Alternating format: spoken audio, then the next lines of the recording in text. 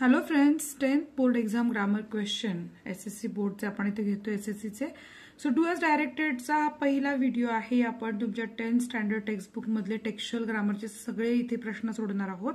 2022 साली हा प्रश्न विचारण्यात आला होता बोर्ड एक्झामला. I became deeply absorbed in the book. आता त्यांनी म्हटलं rewrite it in simple present tense. Simple present टेन्सचा अर्थ होतो साधा वर्तमान काळ. आता हे बघा, हे वाक्य कोणत्या काळातलं आहे? I became deeply absorbed in the book. तर इथे सब्जेक्ट आलाय, सब्जेक्ट नंतर वर्ब पास्ट आलाय. वर्ब पास्ट म्हणजे काय? तर बिकेम हा बिकम या शब्दाचं भूतकाळी रूप आहे. सो हे कोणता काळ झालाय? हा झालाय सिम्पल पास्ट टेन्स. आणि जर तुम्हाला सिम्पल प्रेझेंट टेन्स मध्ये हे वाक्य कन्वर्ट करायचं असेल तर सिम्पल प्रेझेंट टेन्सचं स्ट्रक्चर आहे subject plus verb plus object. Okay, इतकं सोपं स्ट्रक्चर आहे. तर इथे आपलं करता आहे आय आणि आपण काय करणार आहे? बिकेमचं बिकम लिहिणार आहोत.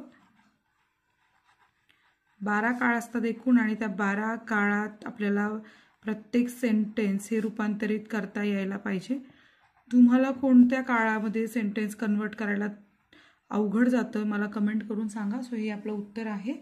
व्हिडिओ आवडल्यास लाईक करा, चॅनल सबस्क्राईब करा आणि ही सिरीज बघा आणि तुमच्या सगळ्या प्रश्नांची उत्तरं मी तुम्हाला कमेंट बॉक्समध्ये देईल. नक्की कमेंट करून सांगा.